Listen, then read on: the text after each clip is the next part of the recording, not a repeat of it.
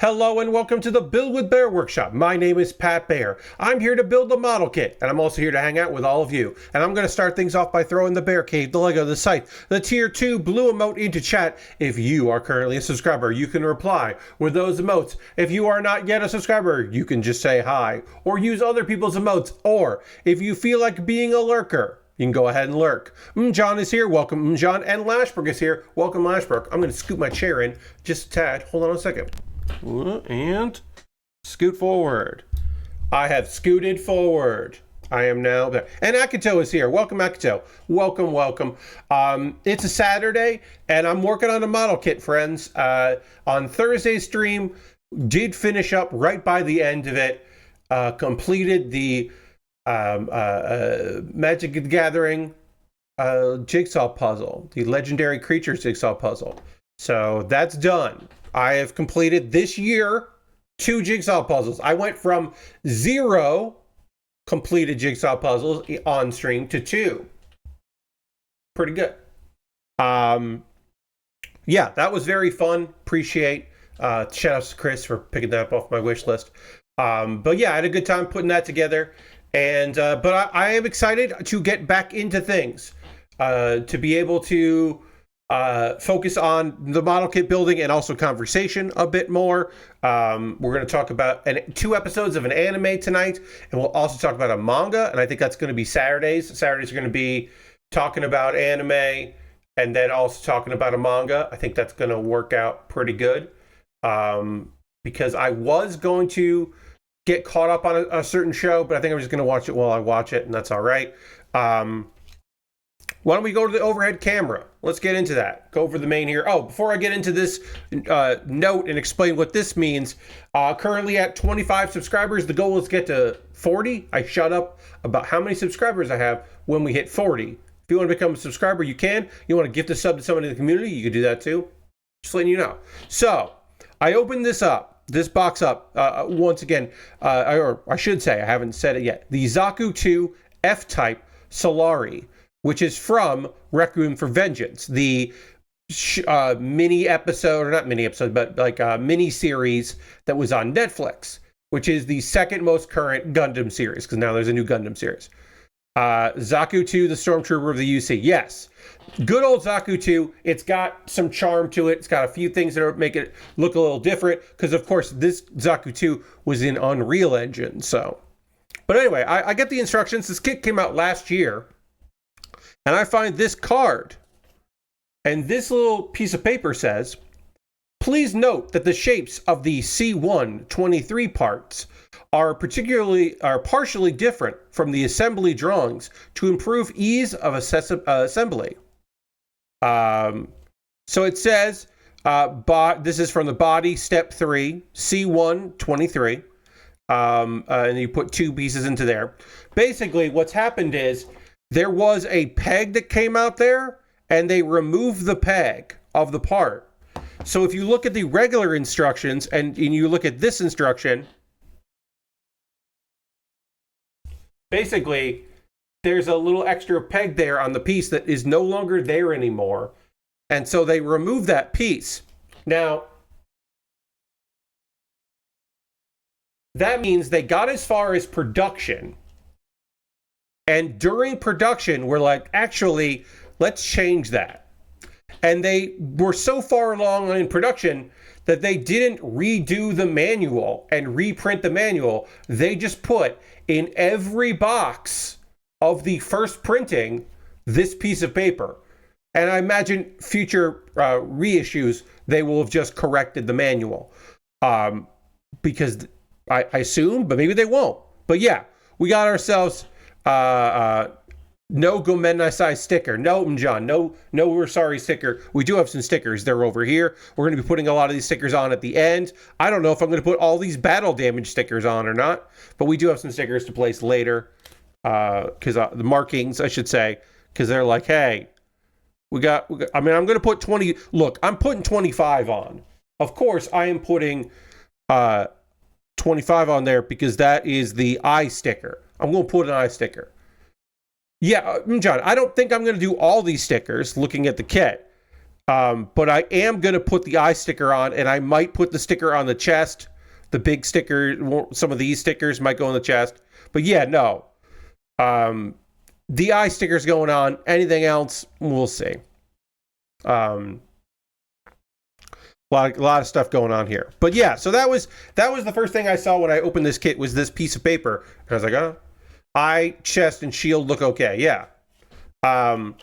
Yeah, I saw this piece of paper and I was like, oh, that's interesting. So one would assume in the future they will omit that. They will change the manual, but they decided not to update the manual and instead just put a little piece of paper in every single set. And it's like, okay, sure. Whatever you gotta do. All right, so we need D2. We'll get D2 out. And we're gonna need B2, D2, more B2, and then C. We'll get into C over there. Oh, and then D1 and D2. So, okay. We'll put that there. We'll figure this all out. And I need B2. This is B2. Great. And then I will need, yeah. So we'll get some B2 parts out here. Get this going. Hey, Lord Crashin, welcome. So, Requiem for Vengeance, I thought was fine. I did not particularly love the series, but I didn't hate it. I thought it didn't look good. I think the choice to do it in Unreal was a weird choice, and it made it a series I didn't particularly care about. But I did love the perspective of it, of these Zion soldiers who are just like, fuck, that's a Gundam. I thought that was an interesting perspective of like, yeah, they're just trying to do right by their people. And yes, they're part of a organization or a larger faction that's definitely fucked up. But they're just people, they're just soldiers trying to survive. And I found that to be pretty engaging. I just visually, I did not enjoy looking at it. And I don't think I ever will find myself like thinking positively about that particular series. I think I'll just be like, yeah, that's a show that existed. Who knows? Maybe I'll think fondly on it in the future. I haven't watched them back. I'll say that. I'm going to complain about this, unfortunately, throughout the course of the evening. My apologies right now. If I become a broken record, it's very warm in my room. I've got bright lights shining, which light here, 2 lights there. The window's open, but there's not much of a breeze right now. It had cooled off a little bit. For a little while, it had cooled off around here, around these parts. We had bad thunderstorms today. And some rain. And so that made things a little bit more manageable. But unfortunately, that's gone. And now it is just hot. It's very hot in this room. It has not gotten hot enough in the rest of the house to warrant the air conditioner being on, which is frustrating for me because I would love it if the air conditioner was on. So yeah, I will try not to be too annoying about that, but that is the current situation that I find myself in. All right. C123. We're doing it, friends. We're going to pull out this piece that they modified to make it apparently easier to assemble and send it a little piece of paper that says sorry. So yeah, there is a hole there. There is not a peg that is in the photo. There is a peg there. It does not exist anymore. There you go. We went from 80 degrees on Thursday to 40s today, so we're crashing today. That's quite a dip there. I would love 40-degree weather. That sounds fucking great. That would be great. All right, so I need 34 into 33 on both sides here. So we'll get those together. But yeah, I'm already at the start of the stream, and I'm just like, ooh, I'm going to be sweating tonight. 34 and 33. We'll get those together. That's spring in Ohio for you. I guess so. Jeez. Jumping around. I think I'm doing all right today. I hope you all had a good Saturday. A little annoyed. I usually watch after a Saturday stream. I normally watch the West Coast replay of AEW's Collision, and I will not be able to do that tonight because it's airing coast to coast and airing right now. It started with delay, and so they were just like, oh, it'll be on when it's on. So I won't be able to watch that this evening, and I will instead be forced to watch it tomorrow. I'm a little miffed about that, but it is what it is. John says, that's a spring or summer in Iowa. There you go. And Lord Crashton says, I saw your post about having fun trying to make a video today. Yes. So I had 2 videos to record today. I had next Tuesday's video for Kuma Baer. It's next Wednesday, but I need it done by Tuesday. For those who don't know, my $5 and $10 patrons get videos a day early. And that includes the videos that I make, for my YouTube channel. So the deadline's Tuesday. I wanted to get it done. I had a block to do some filming today. I was going to do that. And this coming Mondays or Sunday for patrons episode of the next episode of Pat Baer's Anime Club. So I had those 2 things to do. And I was like, I have all afternoon to get this done. This will be fine. I know what I'm going to say. I did my prep work for the video already. We are good to go. So I get ready. I'm all set up. I hear a lawnmower, like across the street. I'm like, okay. I'll close my window. I'll be sweating, but I'll just power through, and it'll get done, and it'll be okay. And then next door starts running their mower. So it's across the street and next door, and the window being down does not help anything. So I say, okay, fine. I'll open my window up again. I'll just do it later. Won't be a big deal. Fine. I find a little bit of time to shoot one video because it's a minute. Does it take me a minute to shoot that video? Of course it doesn't. It takes longer to shoot that video, even though it's less than a minute long. It does take a little while to do those things because I'm got to get my every word right. It's hard to edit those. I have found that I prefer not to do any editing for Kuma Baer because I have an animated GIF playing above me, and I don't want the GIF to jump and be weird. So unless I absolutely have to, I don't want to edit those. So that takes a couple times. It's fine. I have to go do something else. I come back and I sit down and I go, I'm going to record this episode of Pat Baer's Anime Club. It's going to be like 10 to 20 minutes. No problem at all. Light editing if necessary. I got time before some other stuff. I'm going to get this done. And then it starts raining.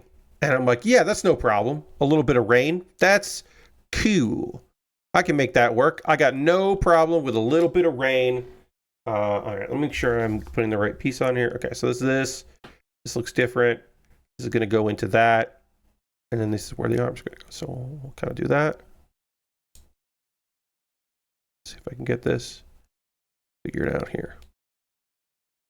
Oh, no. There it is. Great. Got the arms in here. This is nice interlocking. Not a lot of movement on these arms, but it doesn't really need it.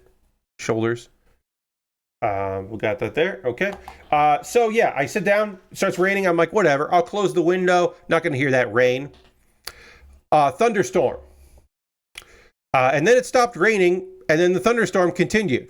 And that thunder was loud enough that my mic was picking it up. Like the gate was not going to protect that. It was just going to be a loud thunderstorm. And so I had to wait till I think I waited till 5 o'clock, and then I had to come out at 5:30 for dinner. So I was just like, okay, it's 5. I don't hear anything. I'm just going to go. If we get one, my thinking was, if there's one burst of thunder, fine, whatever. If there's multiple, I'll have to stop and figure out what I'm going to do and kind of figure that stuff out. But luckily, the thunderstorm was over, and I just got to record the next episode of Pat Baer's Anime Club, which you should check out. If you're a patron, you can get that tomorrow. And if you are not a patron, you got to wait, or $5 or $10 patron, you got to wait until Monday to see it, which is still, not too long from now. So yeah, a weird day. We did cool off once the rain came through, but it is warmed up again. And once again, of course, it's warmer here than other places. Warmer in this room than other rooms in this house. I'll talk a little bit about. I thought I would talk about briefly. I'm not going to go super deep into this, but I'll talk a little bit about some of the. This is not the right piece. This is not the right piece, everybody. It's my first wrong piece poll. I don't know what this is. I think this is. Oh, this is the backpack. This is the backpack. We'll put that over there. I know we'll get to that on the stream here. So yeah, I thought I'd talk about some of the wrestling I saw last week that was not from WrestleMania, non-WrestleMania shows or AEW shows. Talk about some of the stuff from The Collective and others. I think actually everything I'm going to talk about here is collective shows because that's mostly what I watched. So I figured I did see the Marvelous show. Marvelous show was really good. But yeah, I thought I'd just go through and just kind of like pick up a couple of things from each show. The first one is the Mark Hitchcock Memorial Super Show, which is a part of WrestleCon at The Collective, and it is generally they invite a lot of different people from like a lot of different promotions to come do a show. It's meant to be fun. Some of the matches are often silly. Some of them are brutal. And there were a couple that I thought were really good and one that I thought was really bad. I liked one show more than other people did, or one match more than other people did, so I won't talk shit about that one. I thought the best show on the card was Mascara Dorada versus Ninja Mac. Ninja Mac fucking rules, and Dorada is really good. And it was just a great back and forth. They have excellent chemistry. I thought that match was solid. The worst match on the card was Butterbean, former boxer and occasional pro wrestler Butterbean, wrestled against Minoru Suzuki. And it was 9 minutes and it was hell. There were breaks. There were like segments. It was like kind of set up like a shoot fight and kind of not. Now, I need to be clear about something. I am very proud of Butterbean for getting help in turning his life around. He's been working with Diamond Dallas Page to take some of the weight off, to build some strength, to get strength back in his legs. He should not have done this wrestling match. And I'm fairly confident in saying that the only reason this match happened was because they're doing a documentary about his recovery. And so they wanted like a cool story of him wrestling. I don't know how they're going to edit that match to make it look good, but it was terrible. Somebody must have lied to Minoru Suzuki about how in shape Butterbean was, because it was fairly evident watching that match that this man did not understand that his opponent could not take a bump like at all. And it was bad news. Eventually they just ran out of time, so it was a double count out. Dan Severn was the special guest enforcer, and he basically declared the match like, oh, the crowd is chanting for one more round. Nope, we're not doing one more round. And it was awful. Gotta do the take-in jumping over the fence editing. Yeah, so Lashbrook, like, they're gonna have to do something to make it look like he didn't just eat shit. And I mean, more power to them if they can figure it out, a way to work around it, but yeah, and again, Happy Butterbean is healthy. He should not have been in that ring. They should not have booked that. Minoru Suzuki should not have accepted the challenge. These folks should not have booked it. Obviously, it's an independent wrestling show, but at a certain point, you have to say no. You have to say no at a certain point. But yes, it did end, and it was anticlimactic and weird and bad. It's a bad match, and they should feel. Everyone involved, except for Minoru Suzuki, should feel bad. Do not blame him at all for that. Yeah, I mean, I guess the main event was probably the best match on the card. Bad Dude Tito, Shane Haste, Zack Sabre Jr.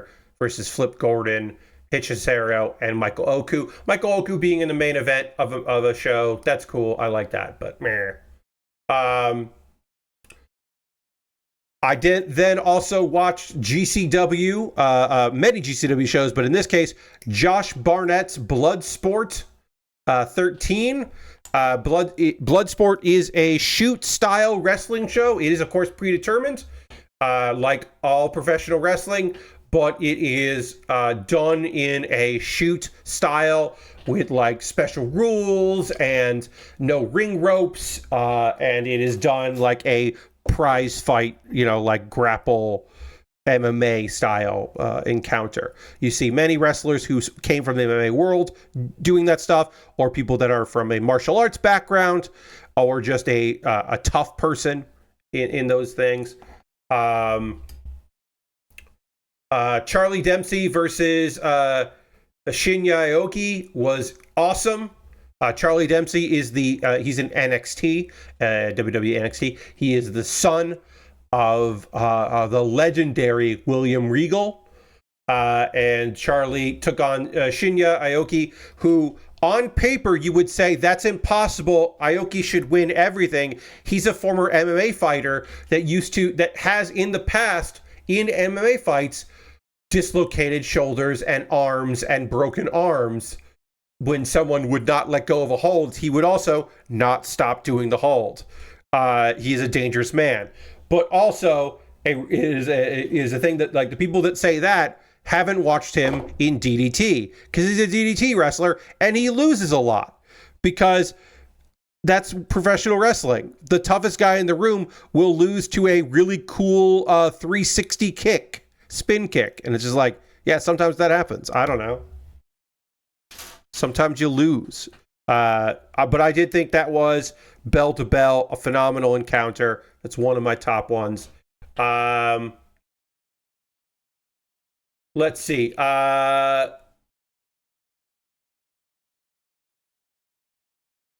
Natalia Neidhart took on Miyu Yamashita.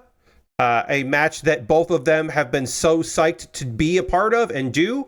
Miyu is a member of the Tokyo Joshi Pro Wrestling roster and is phenomenal. She's a phenomenal wrestler. This is the first wrestling match outside of the WWE that Natty has done in 20 years. So it was wild to see her in a ring that was not a WWE ring.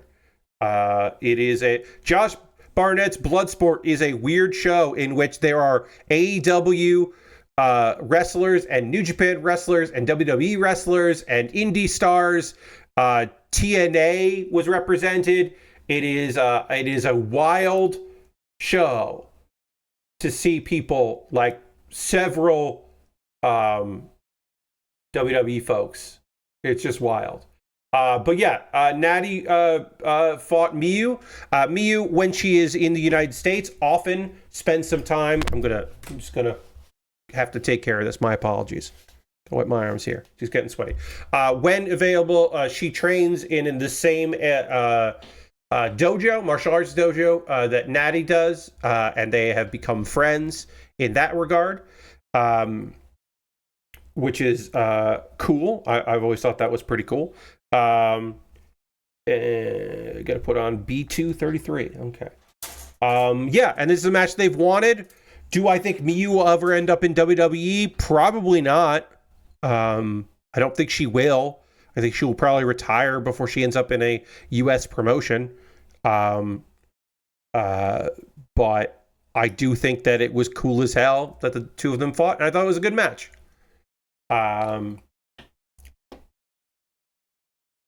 Tokyo Joshi Pro Wrestling had an event. They were part of. They had their own show, and then they had a cross promotion show.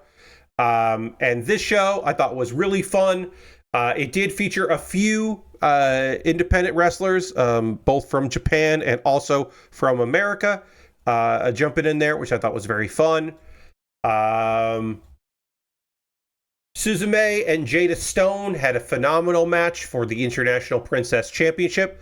Suzume defended her title. This is the second time the two of them had a match, and I think they just really like Jada Stone. I think the two of them work really well together.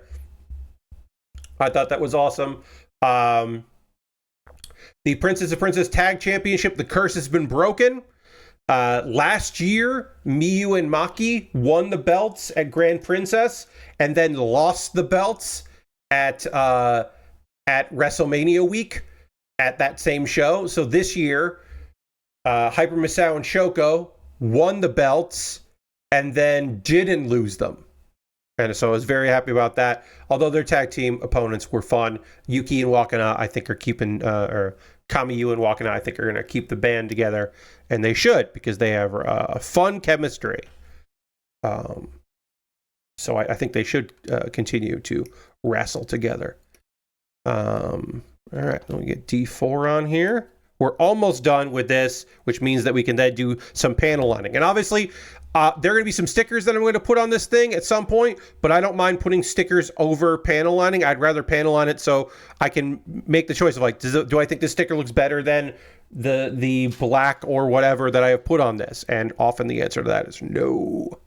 So then I just keep that. But I like having options. All right, so this is going to go in here. So far, this assembly has been really great. This is a 2024 kit, which means that we do not have any poly caps, and that has meant so far anyway that this shit comes together pretty well and looks pretty good.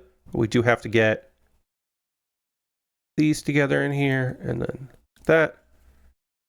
But yeah, so far this is snapping really well and has a lot of really nice detail. It's gonna love my markers here. Get some good panel lines going on this.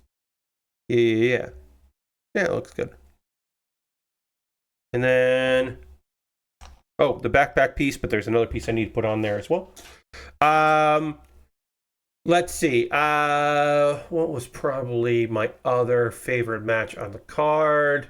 I was probably Masha Slimovic versus Miyu Watanabe. That was probably the other match on the card that I really liked.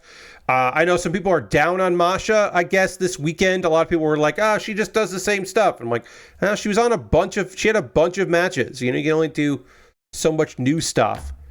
But I thought it was really good. I think these two have a good chemistry. I love seeing Masha in a Tokyo Joshi Pro Wrestling ring. It's just very cool. I think she's great. Yeah, overall, that show was fun. It felt very TJPW.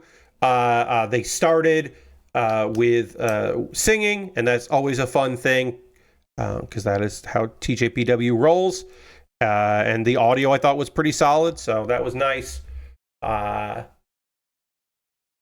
Yeah, overall, I thought that was good. GCW had Joey Janela's Spring Break 9.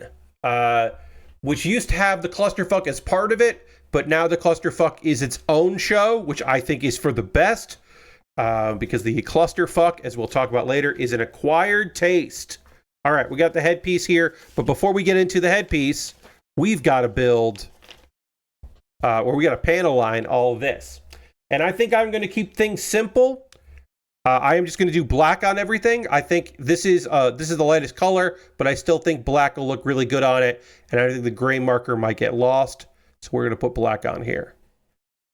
So I am just going to find every little crevice on here. As I said, some of this might get covered with stickers. I'm okay with that because I don't know how many stickers I'm going to put on. I mean, obviously, I'm going to put on the eye sticker, but any other sticker after that, I don't know. So we'll just get some lines on here. Get this looking good. None of the stickers I have are clear, so we can panel line underneath. Let's see. This Joey Janela Spring Break 9 I thought was like one of the best spring breaks they've ever done. It had its main event was a fucking nightmare, and we'll talk about it, but the 6-man tag match, the Wagner family, so that's Dr. Wagner Jr., El Hijo del Dr. Wagner Jr. and Galano del Mal defeated Los Desperados, which is Arez, Gringo Loco, and Jack Cartwheel. Gringo Loco fucking rules, and this was clearly something that meant a lot to him. The fact that El Hijo del Dr. Wagner Jr. is not like already a star at AEW or WWE is fucking wild. He's so fucking good. Look, Dr. Wagner Jr., should he still be wrestling? I don't know. Is he? Yeah. Did they protect him? Fuck yeah, they did. They made him look great. Everybody did a good job in that match. I keep forgetting that Jack Cartwheel is in this faction with Arez and Gringo Loco because it's such a weird choice. But he is very fun. He just has such a silly gimmick that I'm like, I don't know, man. Zack Sabre Jr. versus one called Manders. I wish was a little longer. I thought that match was really fun. I wish it went longer. I don't know. Zack Sabre Jr. had a lot of great matches that weekend. This one will be the one that's probably forgotten. Let's see. So there was a thing that they were doing called the Senior Scramble match, which was going to be like an over-the-top battle royal or pins and elimination style. And there could only be one winner. And so they invited the oldest fucking wrestlers that they could invite to be in this. The Senior in Senior Scramble. Damien 666, who can still kind of move around. George South. Mike Jackson, who is just fucking ancient. Both George South and Mike Jackson. Ricky Morton and Robert Gibson, even though they are, of course, tag team partners, they were both in it. They're all very old men. I believe the youngest person in that match was in their 60s, like late 60s. So they barely got started. Very little happened in this match. And then Ricky Morton's son, Kerry Morton, came out. Now, Kerry Morton has been feuding with his dad. He in GCW is a guy that sucks. Kerry Morton fucking sucks. And so he came out and then got entered into the match. And then all of them beat the shit out of him and pinned him. And they all won. And the commentary was like, well, we don't know who won this, but we do know that Kerry Morton lost. So Kerry Morton, who was not supposed to be in that match, lost the Senior Scramble, and it was a good bit of business. And then in the main event, Sabu won his retirement match against Joey Janela. Now, do I believe that was Sabu's last match? No. I do not believe that was Sabu's last match. Was it good? No. Did I like watching it? Yeah. It took forever to set up because they had to take all the ring ropes off and then they had to set up all this barbed wire. And it was Sabu can move around, can take bumps. There are two important things for this match to talk about. At one point, Sabu on a piece of wood gets shoved into a thing and keeps going.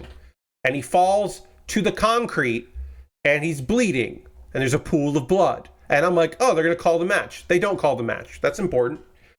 What they do is they move ahead with all of the run-ins that were supposed to happen at the end of the match because Sabu needs to be looked over and they have to make the call. Is he going to keep wrestling or not? So there's a run-in, and one of the run-ins is Sandman, the Sandman. Hack, if you only know him for WCW. Sandman comes out, and he comes out through the crowd, and he drinks beer. For real. This is not written in. This was a real thing that happened. He got lost because he couldn't get to the ring from the crowd. He had to go like down a hallway or something and got lost, and it took fucking forever, and it was hilarious because Joey Janela was getting his ass beat while they were waiting for for Sandman to come out, and it was very funny. And then he did his thing and he attacked people and it was fun and all that. Sabu won. They gave him his award that he never accepted last year for the Indie Wrestling Hall of Fame. which was nice. It was nice they did that. I don't know, man. In general, I would say they shouldn't have done that match. I think if you're going to do Sabu's retirement, it should be a tag match where he doesn't have to do a lot. You could make it a hardcore tag match where he gets like carted off and then comes back. I don't think they need to do it the way they did it. This was like months and months of promos that Joey Janela had to give because, I will say this. Here's the thing that's fucking awesome. One last thing I'll say about Sabu. He showed up when they were setting up this match, and he was supposed to have lines in a back and forth with Joey. He didn't say a word.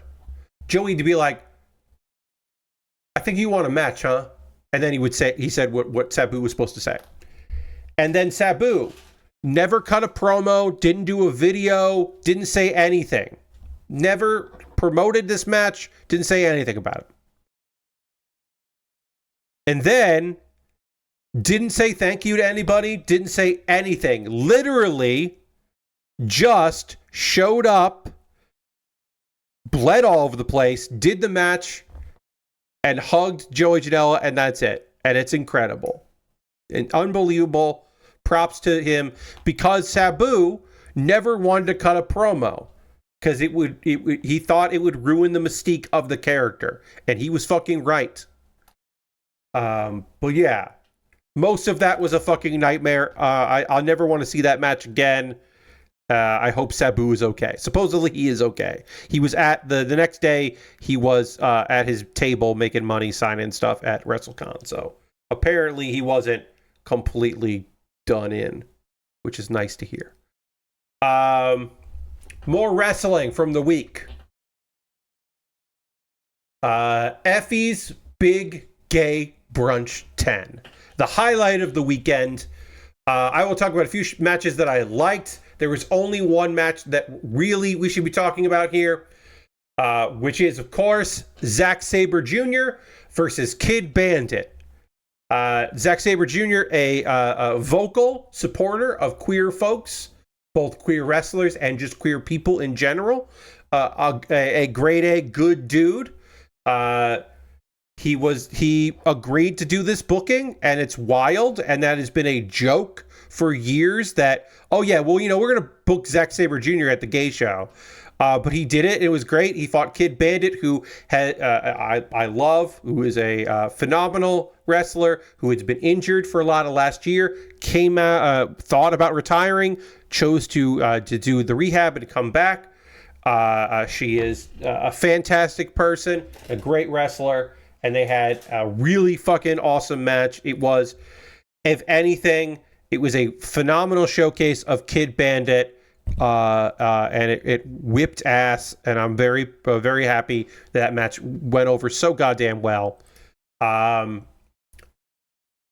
other matches to talk about: Abaddon versus Sonny Kiss. They've done better. I thought that match was good, but I think both of them have had better matches against each other in the past. But Abaddon has a slightly new look, and then also a wrestler came out later. Who was that? Who was that? Who came out? Well, it was Viperous. Viperous came out later to make out with Abaddon, and nobody knows why that happened at the end of the match, but it was great. It was very fun. The main event for the GCW title, this was Effie's only title defense that week. It made the most sense to do it there instead of Spring Break. Effie defeated Dark Sheik in the main event. Dark Sheik it was a great match. I think Dark Sheik had a more fun match later that night, but it was still a really good time. I was still very happy to see it. And then nice little speeches at the end, and everybody went home happy. Big Gay Brunch is a phenomenal event. I highly recommend it. Tracking it down. It's just so fun. Everybody puts in so much love into it. It's messy at times, but also, if any show was going to be messy at WrestleMania week, it should be Big Gay Brunch, because that's the show where you get messy. I am going to be putting a sticker on here. Sticker number 25. I'm going to do that now because that is the eye sticker. And we will hopefully be able to get that on without any problems. There it is. Sticker 25. Whoop. Lost it. We have 2 of them, so it's just so teeny tiny.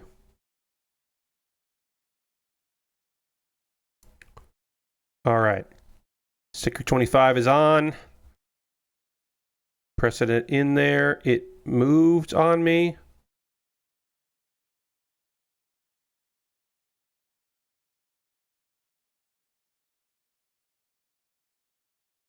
Okay. I got it on. That's a very tiny sticker. Jesus Christ. All right. Put that sticker on. Put that on there. Put the eyes on. And then let's get this buttoned up. Working on the head here. Let's see. Couple more wrestling shows to talk about here.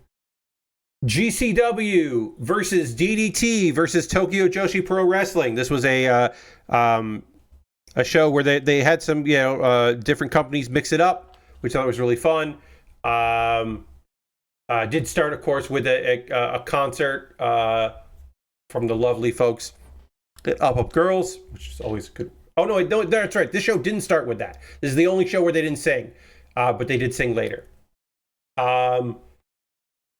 Kid Bandit and Shota defeated Antonio Honda and Rika Tatsumi. I applaud Antonio Honda for telling his dirty stories and his dirty jokes in English. That is not his first language. Antonio Honda has 2 major gimmicks. The first one is that he trips and falls and hurts his knee all the time. And every time he does, sometimes he thinks he's going to retire or he's going to quit the match because he's like, So he's like, I'm done. And then he will tell a story, which usually ends with a gross pun in Japanese. But he couldn't tell that story in Japanese. So in English, he told a story which was fairly dirty, but also fairly tame. And it was very silly. So I applaud him for doing that. That match was very fun. I know some people didn't like it because it was fun. Because some people don't like fun in their professional wrestling, which is ridiculous. Because wrestling is fucking stupid as hell. And that's a compliment. Wrestling is complete nonsense, but it's awesome. And I love it.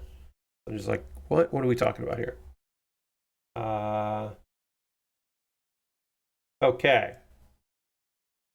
I got to put this on here. Oops. Piece slid out. I got to slide it back in. Let's see. Other shows from this one.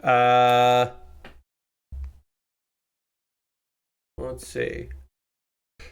This one was weird. Marcus Mathers, Shoko Nakajima, and Super Crazy. That's right. He's still wrestling. Super Crazy defeated Damnation TA, represented by Daisuke Sasaki and Illusion, and Dark Sheik. For one night only, Dark Sheik was a member of the DDT heel stable Damnation TA. And they're called Damnation TA. You might wonder why they're called that. Because they had a match where the losing team had to break up. And so they broke up Damnation, and the very next show they reformed as Damnation TA, which fucking rules. It's such a good fuck you for a heel team to be like, yeah, Damnation doesn't exist anymore. We're Damnation TA. It's fucking awesome. I love that. Real asshole business here. B240. Anyway, Dark Sheik worked great as a heel with them. That was a very fun match. Super Crazy did not have to do much of anything, which is good because he is old now. He's very old now. But you could tell Shoko was fucking psyched as hell to be working with him. Shoko Nakajima, big fan of Lucha. Takes a lot of inspiration. Did some training in Mexico. Has a lot of love for that style. So you could tell she was pretty fucking stoked And the main event was fucking phenomenal. I totally understand why some people don't like this shit, but I thought this shit fucking ruled. Mao and Yoshihiko defended their BZW, which is a Belgium. It is Banger Zone Wrestling. BZW is out of Belgium. Their tag champs are Mao and Yoshihiko from DDT. They fought a three-way fight against Alec Price and Jimmy Lloyd, and Jack Cartwheel and Kazumi Sumi, who is from DDT. There's a thing I need to tell you about the tag champs for the BZW tag team titles. Mao is he's a fucked up wrestler for Fucked Up World. That's his catchline. He loves emo music, but he is from DDT. His tag team partner, also from DDT, is a blow-up doll. Yoshihiko is just a blow-up, reinforced so it can be a pro wrestler blow-up doll. There is a man, generally man, in black, kabuki style, that will move him around. Wrestlers will do moves with that, and then kind of like sell for it. Everyone is in on the joke. Occasionally people are not in the joke. And when you, as a wrestler, when your gimmick is that you see through it and you attack the person helping, or you just understand that it's a blow-up doll, the crowd boos because they are in on the joke as well, and they like the joke because it's a good, silly joke. They retain their titles, and it fucking rules. I love it. I love it so much. Mao is so fucking phenomenal. And yeah, Kazumi and Jack Cartwheel got along really well. They should probably wrestle again. And then the last of this, which I did not watch live because it started at like 3 a.m. my time, and I was just like, I ain't fucking watching. I ain't staying up for this. The Clusterfuck, which used to just be a long match in Spring Break, but as Spring Break got bigger, they made its own show, or its own thing. There was a 9-way scramble cage match full of violent wrestlers that Gringo Loco won. That Ninja Mac was also in. That was like the opening, so it wasn't just the whole Clusterfuck. The Clusterfuck is just, as you might understand, it is a battle royal, over the top rope battle royal, or pins or submission is Japanese style. You can also just decide you don't want to be in it anymore. You can just leave, which wrestlers do. Generally wrestlers that don't want to get pinned or thrown over the top rope, like old wrestlers. They just come in and then they just kind of quit, or they get chased off. It is on purpose too long. That is the style of it.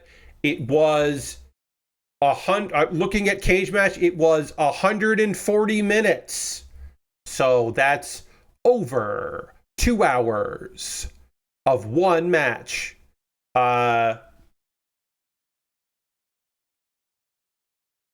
Let's see. Highlights of this were Santana Jackson, who is a wrestler whose day job is being a Michael Jackson impersonator in Vegas. And then people were like, you should do a Michael Jackson as a wrestler. And so he is Santana Jackson. He came out with a doll, a baby doll that was blankets. And then later, the wrestler known as Snitsky came out and kicked that baby into the crowd, a callback to his most infamous thing on WWE television, where he kicked a baby and then said, it's not my fault. He kicked a doll of a baby. He didn't kick an actual baby. Kid Bandit lasted a real long time, did a great job. Dr. Redacted was in there. Dan the Dad was in there. CPA was in there being good. Zeta Steel treated it like a real match, which is very funny.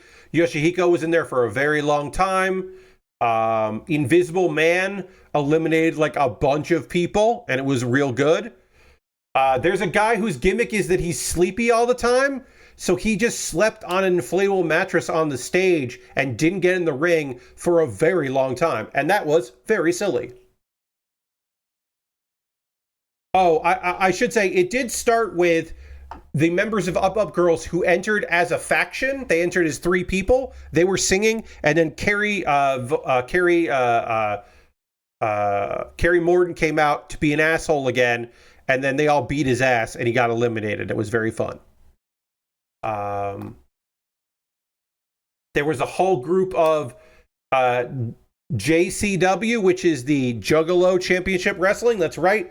The Juggalos, the Violent J and Shaggy Two Dope have a indie wrestling promotion. They are currently in a feud with GCW, but a friendly feud. So they had a bunch of those wrestlers fight a bunch of GCW wrestlers, and then they all just left. It was terrible and great. The Warlord, that's right. The wrestler, the Warlord, was in it, and he eliminated a bunch of people. He's 63 years old. He was never a good wrestler. It was fun that he was there. That was kind of fun. And then also, I will end... Sleepy Ed, sorry. The name of the wrestler that was asleep on stage is named Sleepy Ed. I did want to give a shout out to Sleepy Ed. And then I do want to just end this conversation with saying 2 things. 1, Juventud Guerrera is still taking liberties and probably shouldn't be invited to wrestle places. And 2, I want to give a shout out to the best name in indie wrestling. Is he the best independent wrestler out there? No. Does he have the best name on the independents? Yes. In my opinion, the best name in independent wrestling out there is Teriyaki. This young man, his first name is Terry. His last name is Yaki. Y-A-K-I. His name is Teriyaki. And that's incredible. Shout outs to Teriyaki, who has been known to be an enhancement talent on AEW, and then also, on occasion, had a little bit of a run there in All Japan. And Pro Wrestling Noah. But congratulations to Teriyaki. You still have a fucking incredible name that I love so much. Before we take our pause for the cause, we do have to do, unfortunately, a layoff update. Mighty Yell, makers of the Big Con, have confirmed some layoffs. They said, hey, don't worry. Our next game is going to come out. Don't worry about it. All Systems Dance is coming out, and this won't affect that, but we are laying off a few people. And they wanted to avoid it, because of course, they did. And then Meta has laid off over 100 people at Reality Labs. And that division is never going to make money. It's just about how much money it loses for Meta. I think working for Meta is asking to be laid off, but also times are hard out there. And if you were a developer of VR games and VR technology, then I understand why you are working I understand why you're there. I understand why you're at Reality Labs, which is an awful fucking name. Jesus Christ. Over 100 people across the division. And then so we haven't heard from Meta, but we have heard from a representative of the project Supernatural, which is apparently a fitness application. And so they're like, yeah, some people got let go on our team. And it seems bad out there. In kind of good news, in pretty cool news, the Strong Museum has acquired a bunch of stuff for their collection. The Strong National Museum of Play has acquired a bunch of stuff from former Volition devs. Game build, source material, documentation, awards, and props. Massive donation from the staff. Prototypes of games. Saints Row Undercover, which was supposed to be a PlayStation Portable game. So they got a bunch of cool shit. And that's very cool. We had a bunch of prototypes, and they're currently assessing things. It seems fucking neat. A bunch of 30 years of the company's history has been now donated. And that's fucking cool as hell. And good luck to everybody whose volunteer work it is to sort through all this stuff and catalog it. But that's fucking awesome. And expect some of that will get shared with some other people, some other preservationists. I assume some of that stuff will make its way to the Video Game Foundation as well, Video Game History Foundation as well. Especially, they will not keep the prototypes to themselves. Generally, they will kind of make their way out there, most likely, unless it is written specifically in the documentation of the of when they got these things that, hey, don't share this with other things, which hopefully they didn't say, but who knows? I don't know. But that was cool, and it's nice to have a cool note out there to be like, oh, check this shit out. This seems cool as hell. Yeah, so now they gotta put in a bunch of stuff there. It sounds cool as hell. Madden 26, the next Madden game, is going to be will be on the modern consoles. It will not be on PS4 or Xbox One.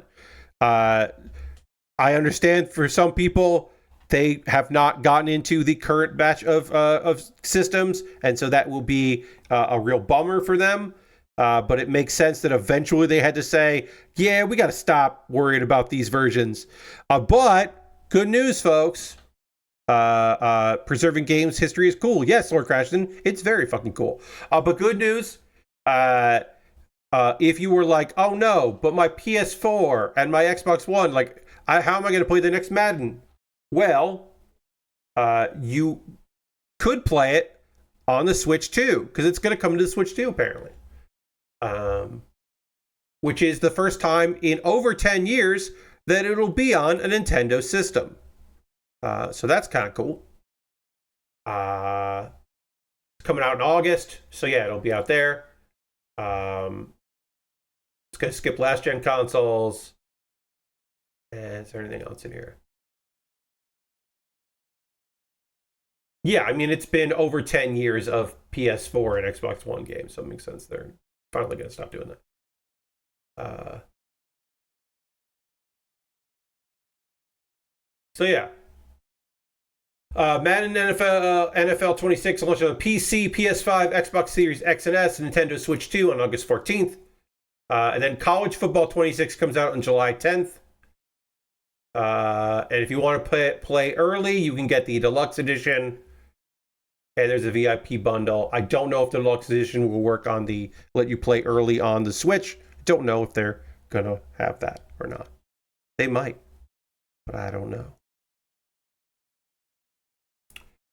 So I don't know how this piece fits in. Sorry, hold on.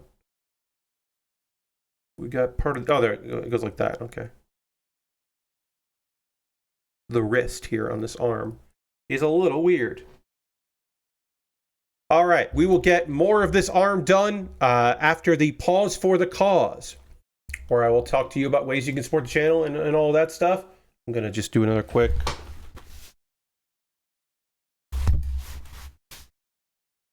wiping of sweat, because I am sweaty in this room. It is a little difficult to focus, so my apologies if I've been a bit scattered tonight.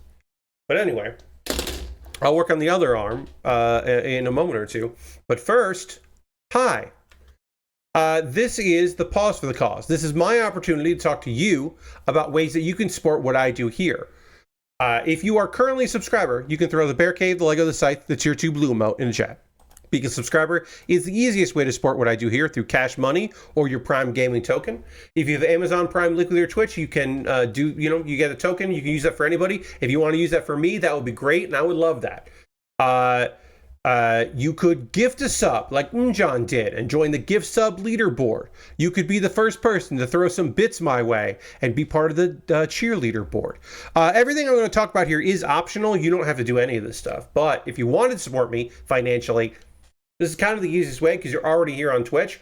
Just don't do it through the iOS app because you'll pay the Apple tax every month and you don't want that. So instead, just you can support me if you want to. You get cool emotes.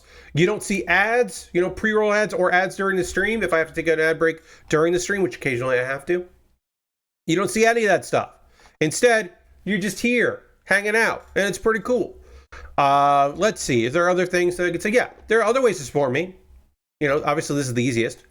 But if you want to go to my Patreon, I got a Patreon at patreon.com/PatBear. There's a $1, $3, $5, and $10 tier. There are different rewards for different tiers. Consider joining me on Patreon. Shout out to my $10 patrons who voted that I work on this. I'm working on this kit because you chose it. Oh, I should also say, just to wind back a little bit, I'm currently at 25 subscribers. The goal is to get to 40. I shut up about how many subscribers I have at 40. If you want to become a subscriber, number would go up, and I would like that. Just to be clear. I have a YouTube channel at youtube.com/PatBear. Over on my YouTube channel, of course, you could, if you wanted to, subscribe for free. And if you really wanted to, you become a member over there. And for just $2 a month, you would get my Wednesday videos on Tuesday. So the video I shot today, you'll see a day early before other people will see it. It's kind of cool. It will be the last video of my recommendations for the winter 2025 season. So 5 of my favorite shows from the past season. So you can check that out. Now, those are all monthly ways to help me out on a subscription basis. If you just want to help me out like once in a while, you could go to my Ko-Fi or my PayPal. And everything that I get through direct donations like that, through YouTube, which includes AdSense, so watching my videos actually helps out the channel, through Patreon and through Twitch, all goes into a fund. And from that fund, I pull money out to buy model kits and Lego sets and gear on occasion. This kit I purchased off my Amazon wish list because I wanted to build a kit from Requiem for Vengeance. I also have the Gundam. I have the Gundam from that show as well to build. I don't know if any other kits came out from that show, but I know those two did, and so I'm building them. Now, eventually, when I get done with this, I will have my patrons vote, $10 patrons vote on what I build next. If you want to decide what I have, what I'm going to be working on, you could buy something from my Amazon wish list. Because anything bought off the wish list jumps the queue and becomes the next thing that I build. You also get a dedicated YouTube video about the thing that you purchased. Over on Amazon, you can see that I've got model kits and Lego sets, inexpensive kits, expensive kits, kits that have free shipping, kits that have free Prime shipping or free shipping for Prime members, which are all different things, or paid shipping, all kinds of different stuff. I do want to point out that the very first thing on my list is the third, and I believe final, Magic the Gathering 500-piece jigsaw puzzle. Spin Master Games, I believe, only made 3 of them. They made Legendary Creatures. They made the Planeswalkers that are here. And then, what was the third one? I don't remember. Artifacts. Artifacts was the first one. So this is the third one. I believe this is indeed the last one. I just added to my list. If you want me to build another jigsaw puzzle, I will do that. You can buy that and then I will build it. Or assemble it, I guess. But yeah, as far as I can tell, that's the last one. I put it on the wish list in case you want to see me do it. I don't know. Maybe I'll find other ones. I just know those are good, so I put another one up there.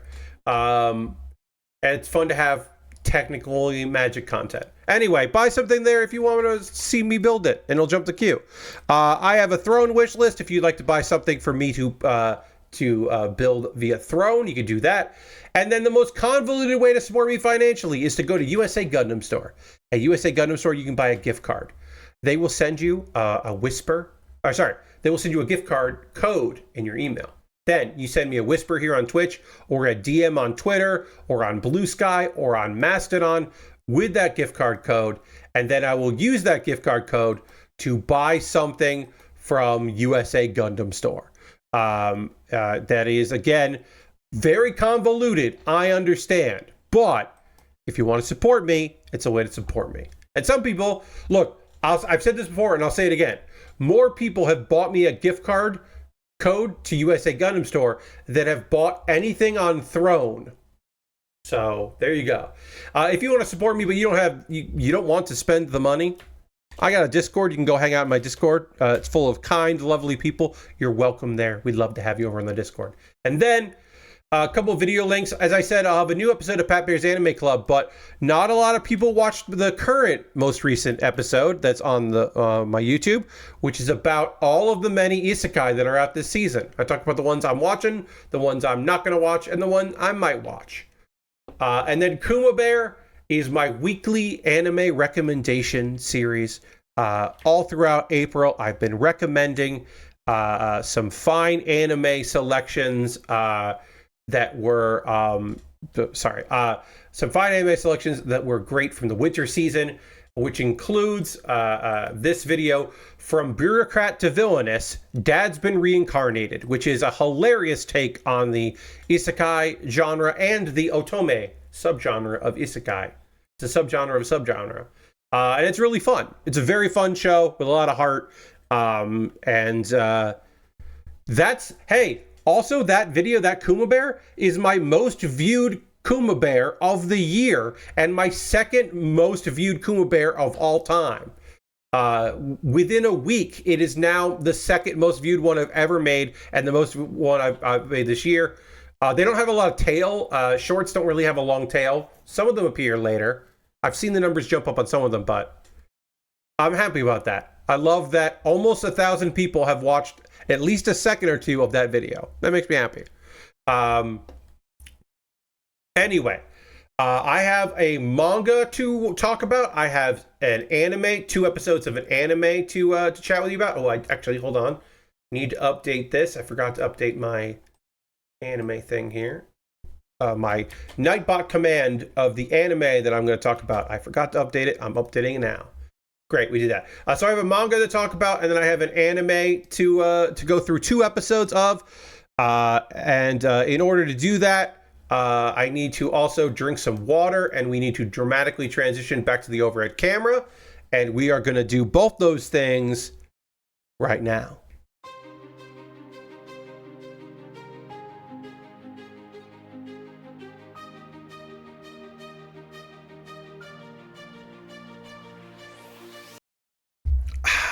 All right.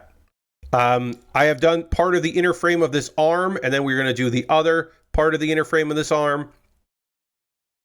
So we'll get that together here because they're identical. So we can just do it at the same time as we did that one. Same parts and all that. And while I do this, I will talk to you about the manga that I have been reading, The Battlefield Saint. I was made to marry a Duke Knight in place of my little sister, but I've found happiness. But I've since found happiness, I should say. So this is a banished series about a girl that is just fucking doing her best. She is the product of an affair between a maid and a duke. She is ignored by her family. They pretend she doesn't exist. The right piece. This is not the right piece. I pulled this out by mistake. Put it outside. They pretend she doesn't exist. She has healing powers, and but her younger sister also has healing powers. So it doesn't matter because her younger sister is, like both her parents are the Duke and the Duchess. So like she's obviously way better than this girl. What are we even talking about here? What are we even doing here? Why are we doing this girl? They clearly treat her like garbage. She is made to live in squalor. She has to sneak meals.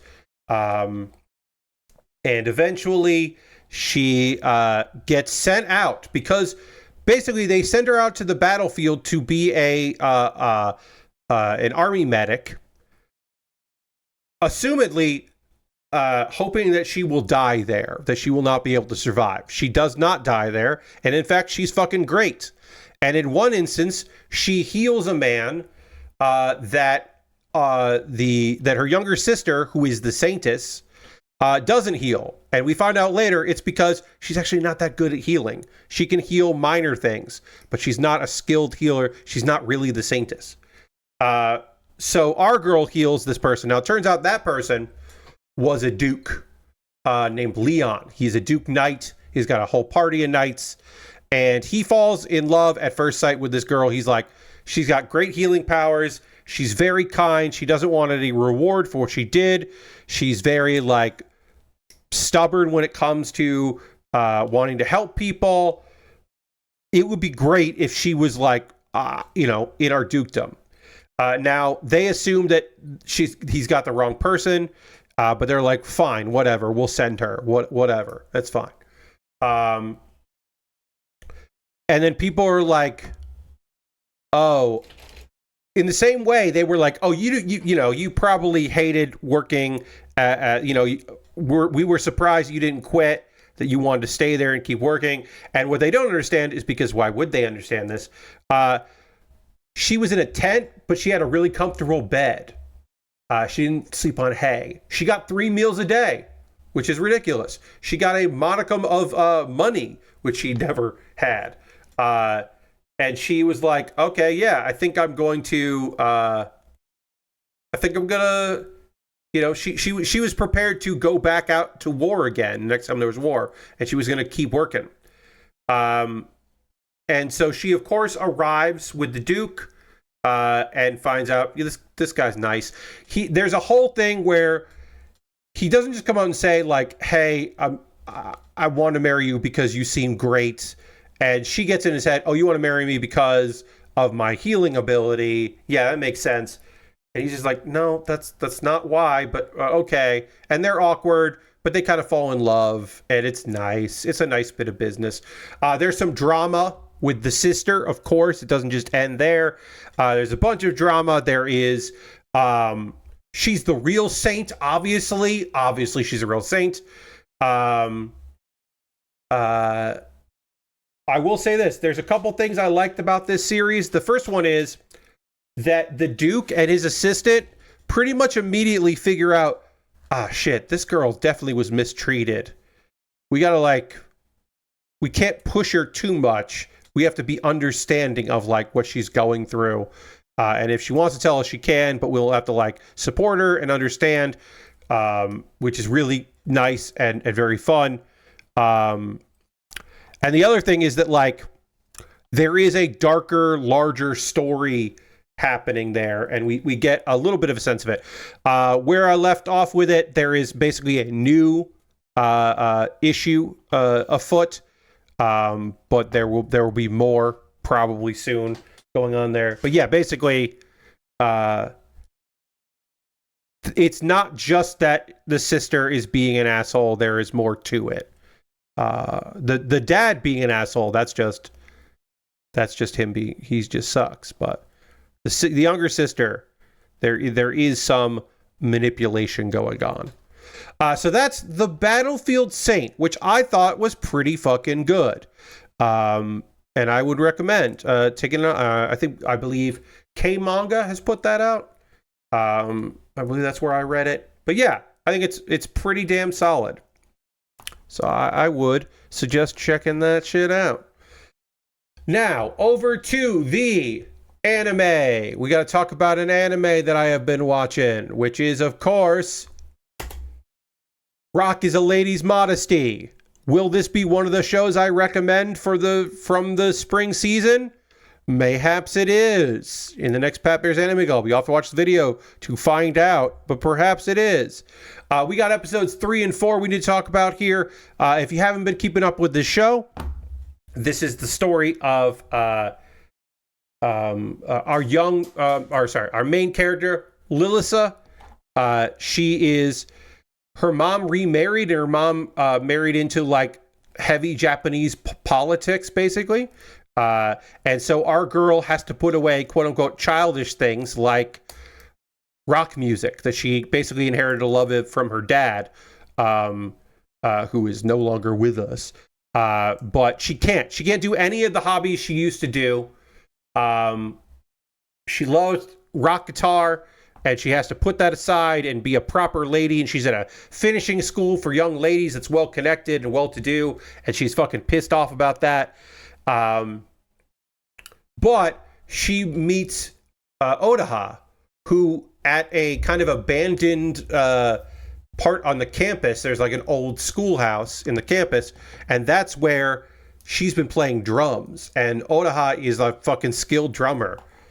And Lilisa and Otaha have had like a back and forth, a music back and forth, and they are not friends, but they do respect each other's musical ability, and they are certainly thinking about like playing together.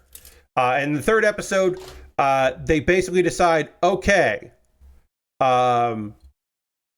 we both fucking really like music. We need to find like a bass guitarist and a keyboardist, because Otaha is like, I do not want us to have a singer. We don't know why, but she's adamant that there's not going to be a singer in the group. So they would like to find some members to join. There's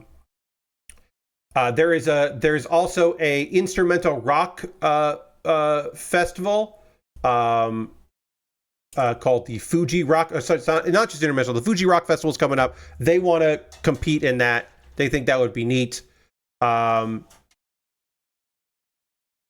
Also, they try to take a truce because they are this is an aggressive relationship the two of them have. That through music and through just barbs, they are basically, they either hate each other or this is how they express their love for one another, depending on how much you want to read into the subtext, because this is very, very subtext dripping.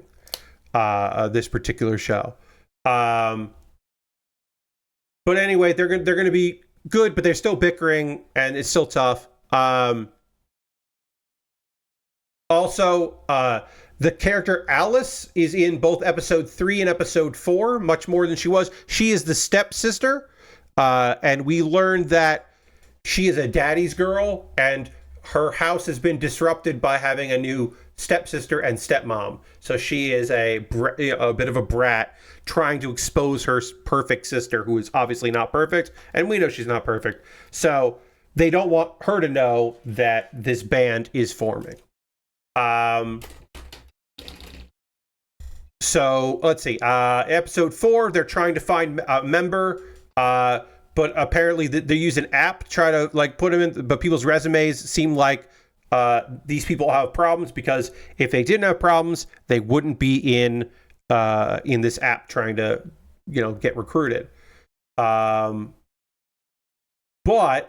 there is a bassist and drummer. There's a band, a symphonic band, which is not rock, but is a band looking to fill in some members. And they're like, well, it'd be good for us to like perform in front of an audience, because they've got a gig coming up, so they need someone to fill in. So they're like, oh, I guess we could do that, and maybe we like make some connections, and it would be good to do a live performance. So they agree to do that. Alice, who is this is some fucking shit here. The character Alice is chasing a cat and ends up finding the schoolhouse and almost sees her stepsister with a guitar, but luckily doesn't. But is suspicious of what's going on here. So that happens, and that could also be a nightmare.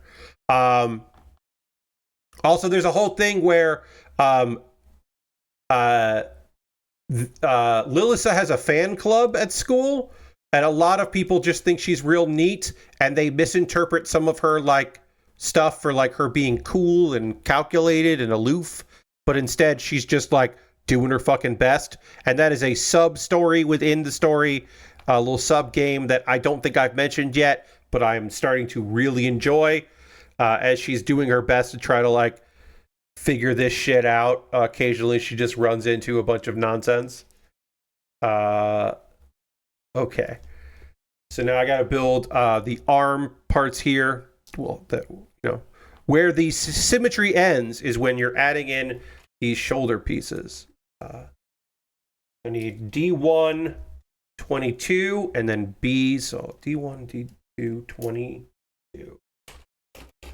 22 is right here. Is this the piece I took off by mistake earlier? No, that's another piece. Figure that out later. Yeah, episode 4 all ends with an unfortunate coincidence. So Lilisa and Oda meet with Red Familia, the band they're going to sit in with for the gig. But it turns out Alice is going to this performance with a friend of hers. So Alice may see the two of them unless they're cleverly disguised, and I don't know. But it ends on this cliffhanger. It ends on a cliffhanger of like, uh-oh, what's going to happen? I am very excited for them to fill, like 4 episodes in, we haven't filled out the band yet. I am excited to find out who the other members of the band are. I don't know, I don't know where the story's going per se. This is one of my favorite shows this season. The music is fucking awesome. The girls have such a fun character work.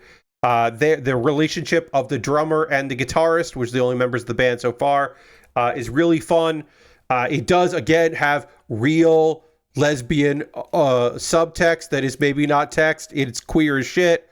And I think it's... I'm excited to see where that goes.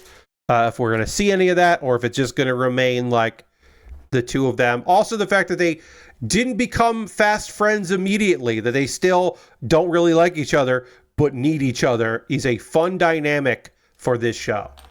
So I highly recommend. It's on HIDIVE. Rock is a lady's modesty in a very, very busy season.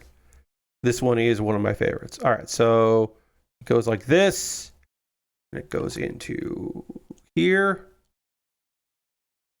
The shoulders on the arms. And then I'm going to panel line these because I have to build the shield next. And then the hands. And then also there's one shoulder piece that goes on the other side. So I want to put that. I want to panel line this before I start adding in to other stuff. Gonna go like that.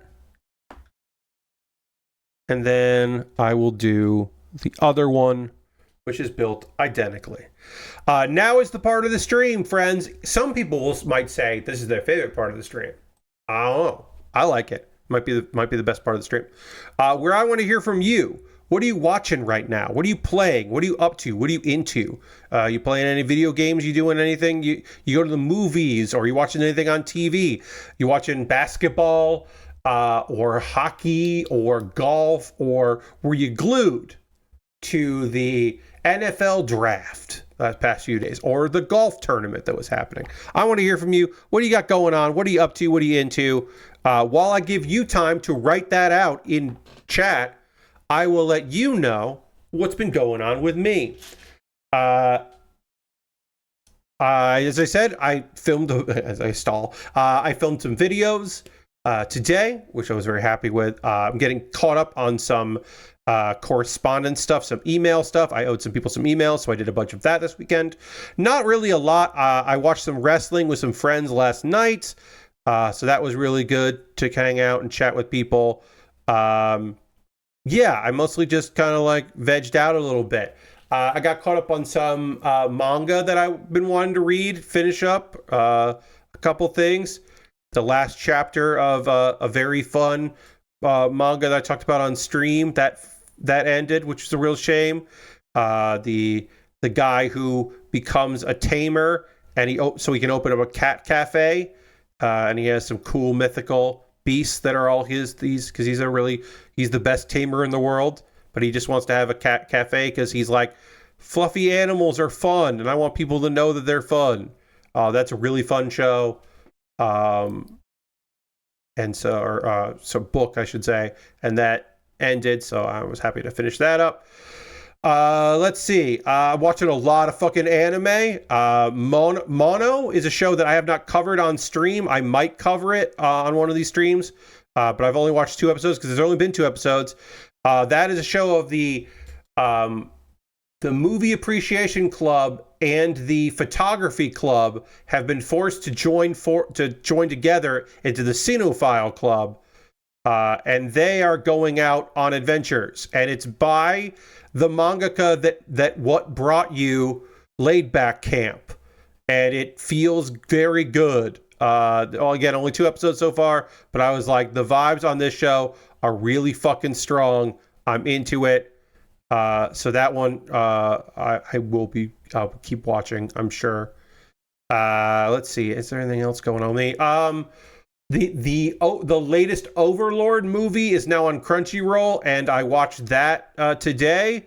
And that is, if you like Overlord, it's good shit. If you don't like Overlord, don't watch it because it's not gonna make you like the series.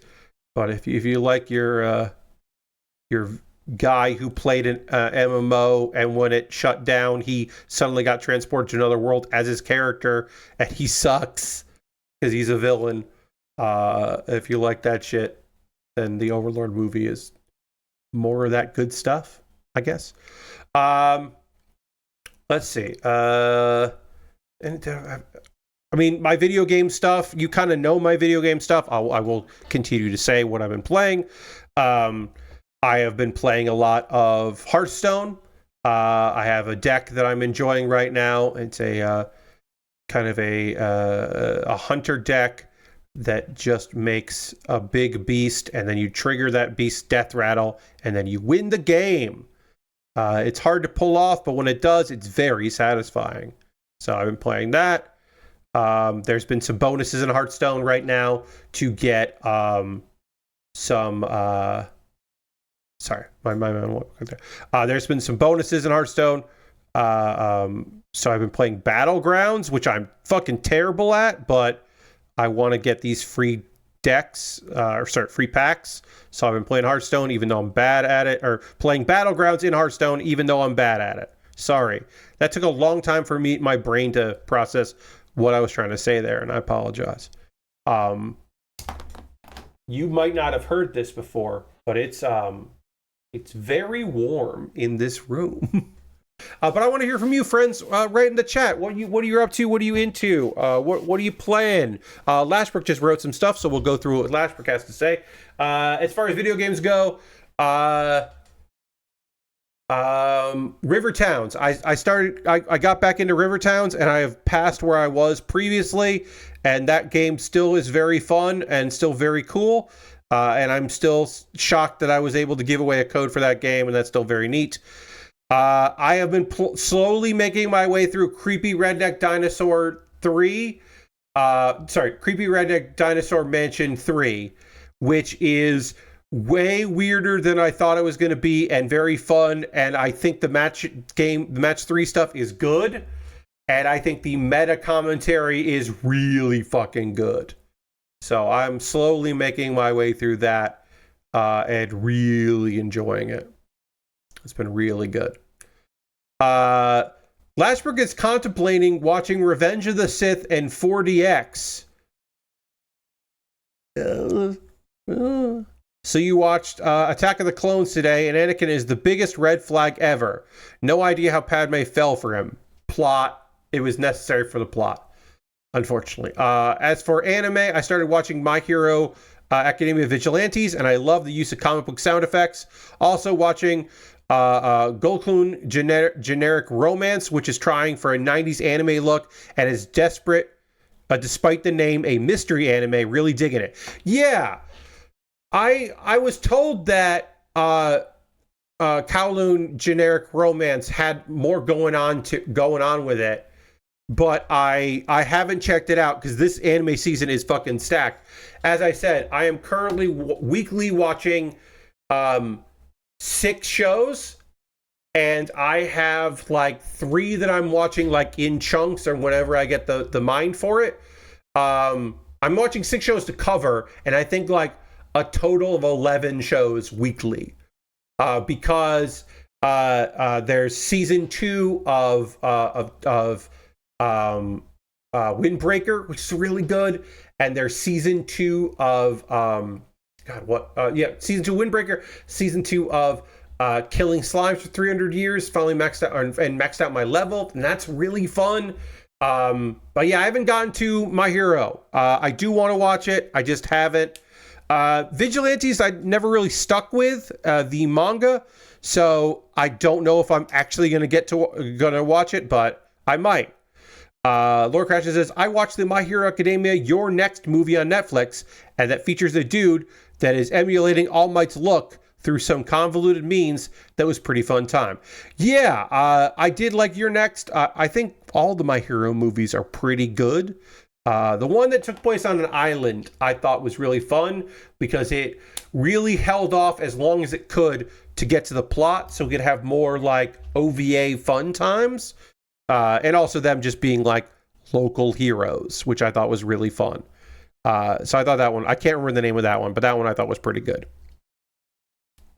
The one on the island. Thought was pretty neat. All right, let's see. I did like how All Might shits on him, so he changed his name to Dark Might. Yes. It's very like it's like, oh yeah. Of course, this guy would be like, well, I'm going to be an asshole. It's like, all right, sure, of course you are. You've always been one.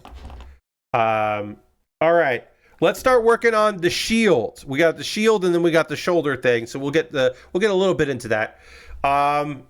I don't know if there's anything else going on with me right now. I'm working on a couple things that are not related to streaming or anything else that I do that are related to income and money. So that's good.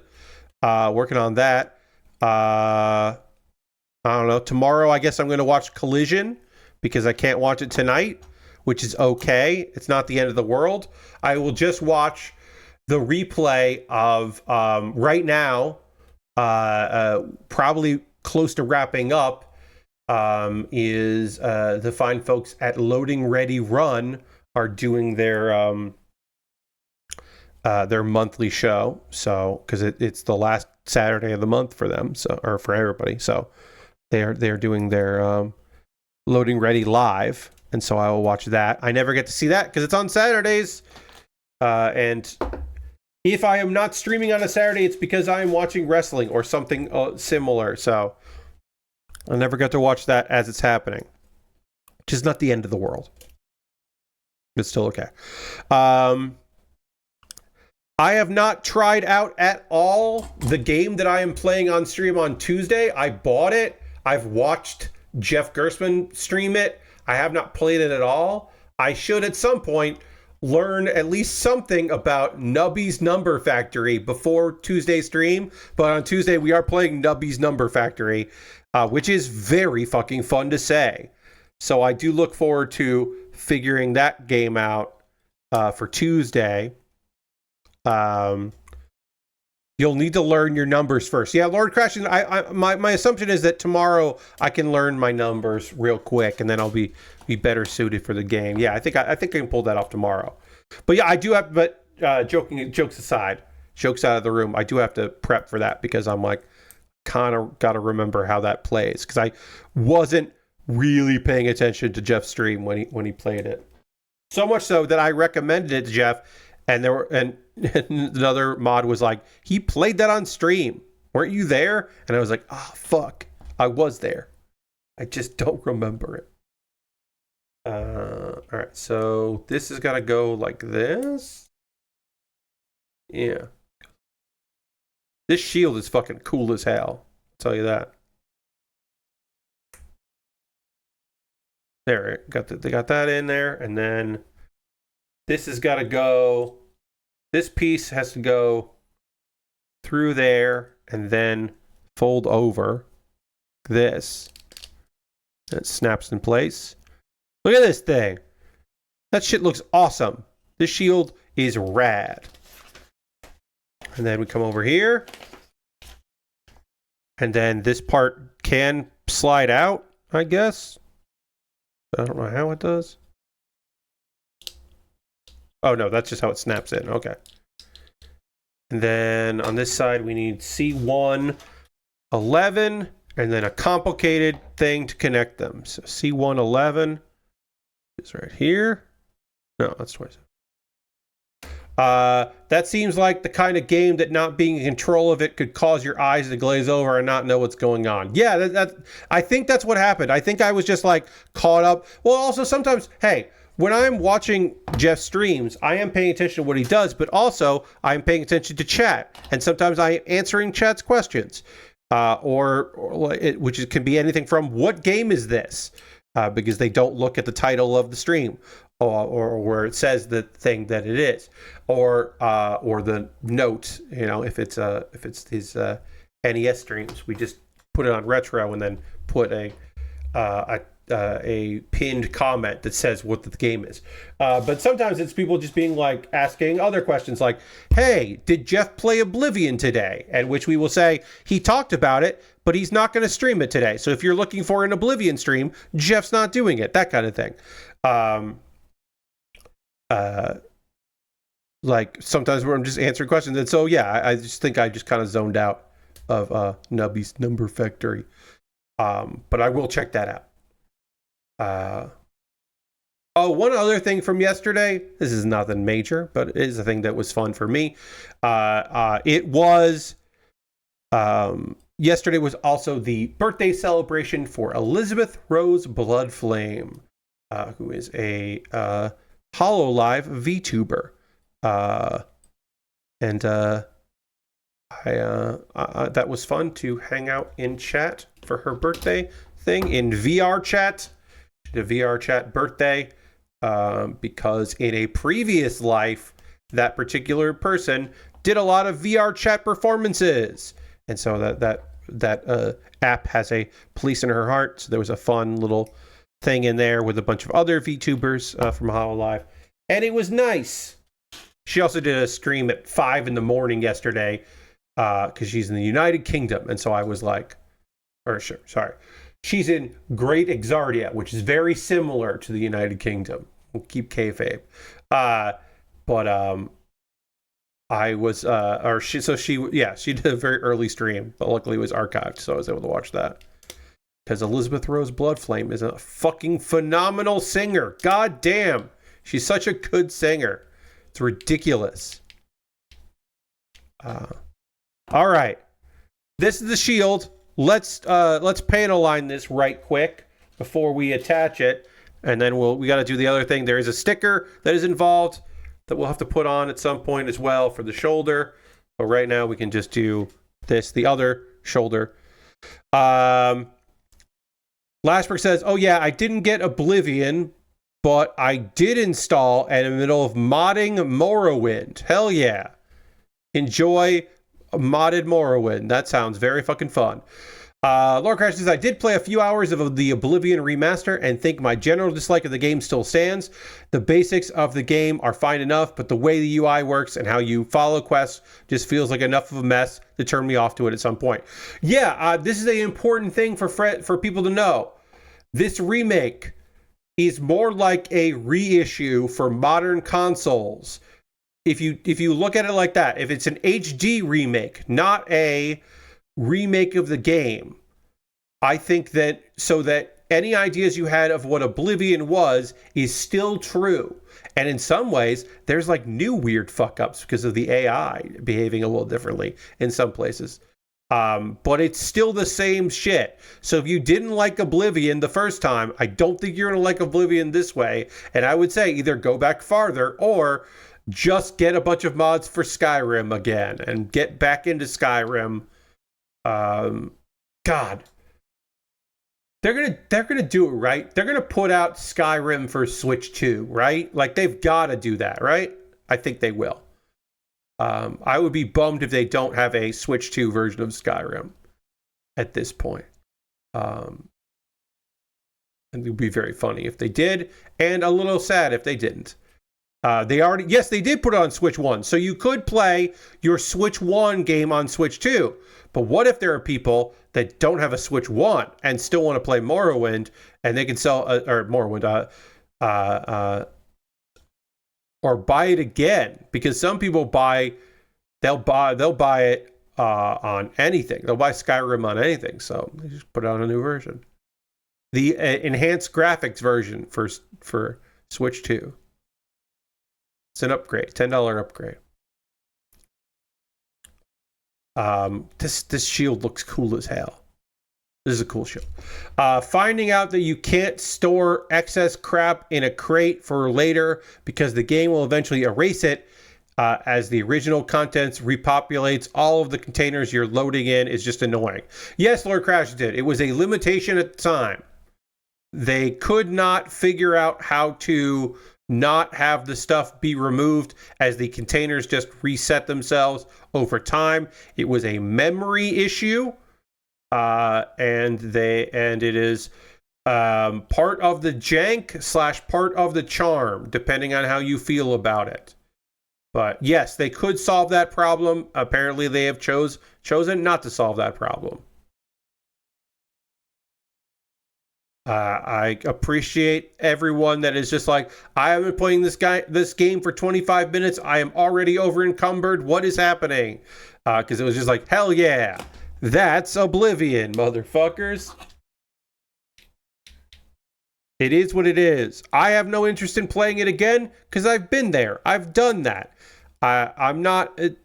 Those kinds of games don't have a hold on me anymore. They used to have a death grip on me, but they do not have a death grip on me, those style of games, anymore. I am free. That being said, will I buy the next Fallout? Yes. I will probably by that time want to upgrade my computer for the next Fallout because I have a 20 series and the minimum will probably be the 30 series by the time they make another Fallout, if not the 40 series. So I'll probably have to get a new computer by then, but I will play the next Fallout game when there's a next Fallout game because I know myself and I know that I will want to play a new Fallout. Because I really like Fallout. I mean, God, I played Fallout 4 for so fucking long. I beat that game so many times, and I did the same fucking, new save with a new character with a bunch of new mods. I played so many of those mods. I will say I was just starting to run into AI art when I stopped playing, and that really did sour me. Hey, here's a bunch of posters that you can put up that are done in a pinup style, and it was very clearly fucking AI. And I was like, oh, or like, we got this voice, and it was clearly an AI voice for their NPC instead of paying someone on Fiverr to do some voice acting for you, or doing it your fucking self, getting your friends together to voice the NPCs that you have in this game, fuckers. I was disappointed, but yeah, the AI art stuff, I bet is all over Nexus mods right now for Fallout 4. But I was just starting to see a little bit in the beginning because it's very obvious, like, what's going on, like what it is. I'm like, this is not fan art that you just collected. This is definitely AI art that you found on some repository. You didn't even make this fan art AI bullshit. But yeah. All right. We've got one arm done here. We got one shoulder done. We can build the other shoulder piece, which does have a sticker, which we are now late in the time where I want to be putting stickers on, but we'll do it. Because as a stream continues, I become less and less skilled with applying stickers. You know me, you know the drill at this point. Folks know that I get worse at this as we go on. But we'll get the other shoulder done. Because doing the top half here, the head, the chest, and the arms on this kit, getting all of that done in one stream, this kit's pretty snappy, I will say. It's moving. It's making things happen, which I appreciate. And then we're going to use all the last A pieces that are on here. We're already getting done with all of the A, because all of the A was just this color. This rusty color. Unfortunately, the Chud anger over changing the MF body types to 1-2 eventually got Nexus mods to cave to them, so they're allowing the kinds of mods for Oblivion now. Ugh. Yeah. Yeah, I mean, they fought the Chuds a lot out there. I understand that eventually they have to give in to the community, unfortunately. It sucks, but yeah.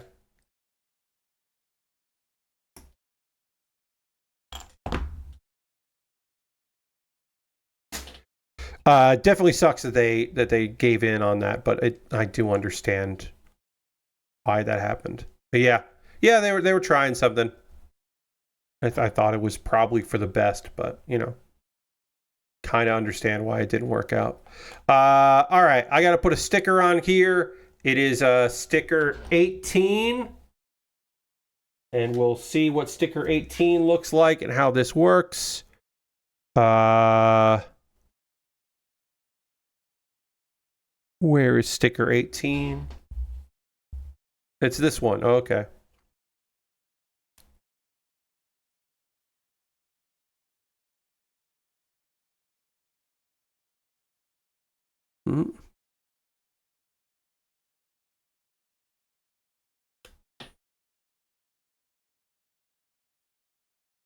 Okay.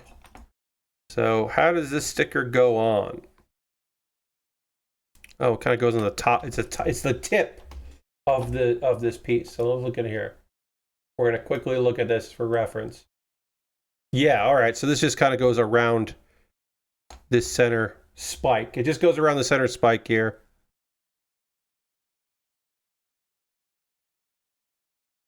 I think, yeah.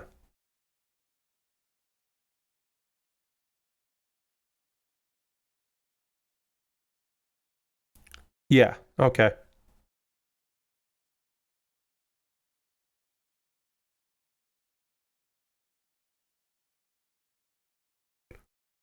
Do I wish this was plastic? Of course. Would it be possible? No. This little tip has to be like this. There's no good way to do this. So it just has to be a weird sticker that I don't think looks that great. The customer isn't, John, the customer isn't always right. You're right. But when you are a community site, you sometimes do have to listen to the community. Now, the community sometimes is very vocal, and sometimes the community, only a portion of the community is very vocal. But I do understand why sometimes the loudest voices are just so loud you concede. You have things that you concede on, and you have things that you don't concede on, and I understand it. Do I agree with it? No, but I do understand it when you are trying to manage a bunch of mod sites and you are dependent on an incredibly small percentage of your user base donating to you to keep that alive so you can keep running it. I do understand why sometimes you would make shitty concessions. I get it. Do I agree with it? Of course I don't. But I get it. I understand it. Sometimes you're like, just fucking fine. All right, fine. We just have a lesser opinion of a lot of you and fucking okay, whatever. We'll go back to it. But yeah. All right. We got this done. Oh, sorry. I didn't make the Gundam smaller. My apologies. Thank you for noticing, John. I didn't notice that I did not make the Zaku 2 F-type Solari smaller.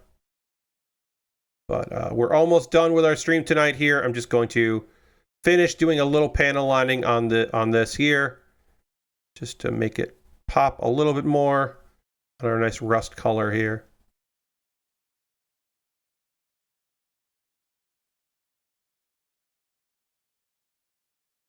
All right. And that's the top half of our model kit. I think it's looking real neat. I will we'll continue working on this on Monday. On Monday, we will start the leg. We'll do the right leg, the left leg, and then after that is The various weapons. We got a gun, our Tommy gun. The waist. Of course, we have to build the waist. We might finish this kit on Monday. I don't know if we will. Oh, that's right. The shield can be held by the arm. That's fucking cool. Oh, there's a couple of little... Yeah, the axe here. I love the axe and the Tommy gun. Those are both great. The heat axe is always a good thing in a kit like this. So yeah, we'll load this up, but we'll start on the leg on Monday. And I want to thank you for joining me here tonight on the stream. We got a bunch of this done. Excited to be working on model kits again. I enjoyed the puzzle. I love that I got better at doing jigsaw puzzles from the first one to the second one, and the second one took 2 streams less to do. That is wild, and I think that was just a wild experience here. So yeah, I am going to wrap up the stream. I hope you had a good time watching tonight. I hope you will come back for the next stream, which will be Monday, 9 p.m. Eastern. We are going to raid. That is how we end every stream around here. We're going to go find someone doing cool stuff out there and go spend a little time with them. Moonjohn says, my in-laws are big on jigsaw puzzles, so we also got into some practice in the holidays. Nice. Aiden just says, we always end with a raid, which is true. We always do end with a raid. Who is streaming right now? Do we want to go hang out with? I mean, we should go hang out with Liz. Yeah, we should go hang out with Liz. My friend Liz is currently playing some retro games for achievements, and then later we'll be doing some blueprints and some RPGs as well. So just playing some games. We're going to go hang out with Liz. Liz rules. Great community. You'll have fun over there. Please come along on this raid. And then reminder again, one last time, Monday, 9 p.m. Eastern, I'll be working on this model kit, continuing where I left off. Hopefully, it won't be as hot in this room, or I will have gotten more used to it. Either way, I'll be back. I probably should trim down this. That'll help a little bit. Thank you all so much for being here. I'll see you in the next one. Goodbye, everybody. Goodbye, goodbye, goodbye, goodbye, goodbye.